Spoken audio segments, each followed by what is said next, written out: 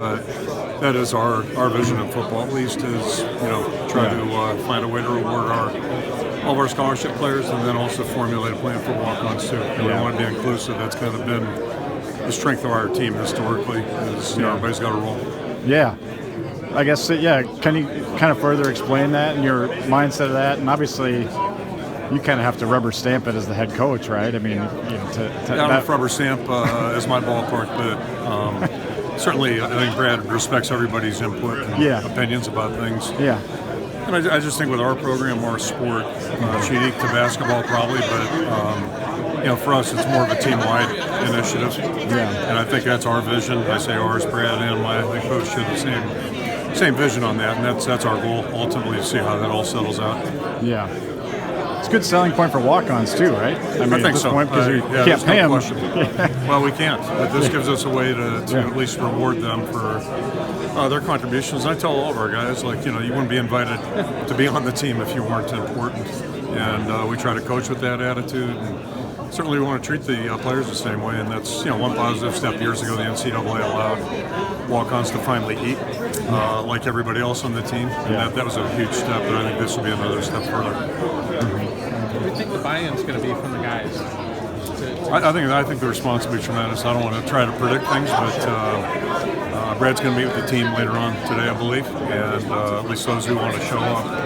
I can't imagine they won't be, excited about it. And to me, it's a win-win situation. They have a chance to get compensation, but also they're giving back to the community. And to me, Brad's focus is on good causes, charitable nonprofits.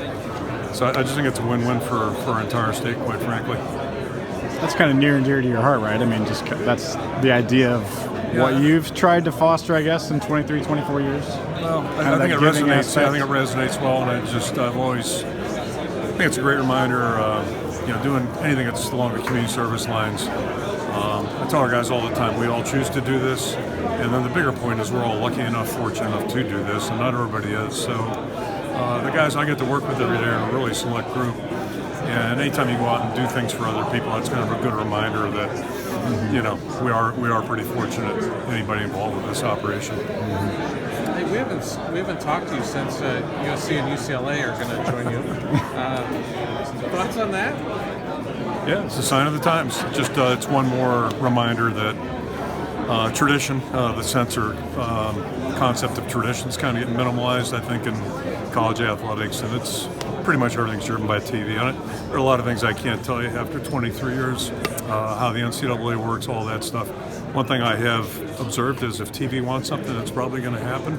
And I'm not saying TV encouraged this, I'm just suggesting that there's some certainly, I'm sure that's part of on the minds of the people that join the conference. But it puts us in a better, stronger position. How important was it to get this established, this NIL thing? I think critical. Just from a recruiting perspective. I think critical. Point guys to something. Regurgitate what Brad point he made. It's really not a matter of do we like this or did we want this. It's just a matter of that's a reality of college football, college athletics. Just like it's a reality that USC and UCLA are going to be on the Big Ten in 2 years. So whether you like that, whatever your opinion may be, the bigger picture is it's going to be, it's just part of the times that we're navigating through right now. So to have someone step forward like Brad has, and to have Scott and Jane join, I think we're very, very fortunate. Brad is just, as you've probably figured out, he's a pretty motivated individual.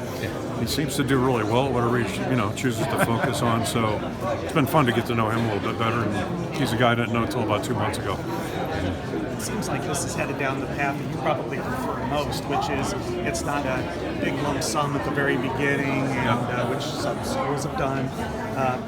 What do you like about this, the way this is built? Well, as an observer, I think a couple observations. Not that I'm an expert on NIL. I think there's been a lot of exaggeration out there, a lot of hyperbole. I think that's one thing that's consistent. But the fact of the matter is, I'm sure some players have been compensated for moving, changing schools, etc.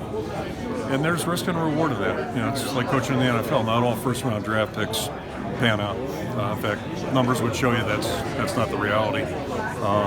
and it's an alarming number that don't pan out, quite frankly. So I think there's some carryover there, and I think our preference, our vision is to reward the players in our program, and hopefully young players, prospects, if you will, look and see that players at Iowa do get rewarded, and if you are a productive player, it's going to be a good opportunity for you. But I think ultimately, we're still hoping to recruit players that really want to play college football and not just worry about the bottom line. So hopefully there's a good balance there.